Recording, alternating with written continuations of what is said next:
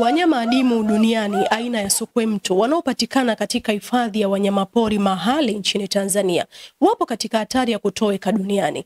Katika kuhakikisha ulinzi juu ya wanyama hawa, serikali imechukua hatua mbalimbali ikiwemo kutoa fidia ili kuhamisha kaya zaidi ya 300 za wananchi wanaoishi kando kando ya milima ya hifadhi ya wanyamapori Mahale, ambapo zaidi ya shilingi bilioni 1 imetumika kulipa fidia wananchi hawa ambao wanaishi kando kando ya hifadhi hiyo. Kama anavyobainisha kaimu mkuu wa hifadhi ya Mahale, afisa mhifadhi Haridi Mgofi. Kati ya kaya 376 ambao zilitakiwa kuhamishwa, tayari uthamini umeshafanyika kwa kaya 205, na ndio maana leo serikali iko hapa kwa ajili ya kulipa fidia kwa wananchi hao ambao tayari walishafanyiwa uthamini kupisha mambo ya maendeleo ya taifa kwa ujumla wake.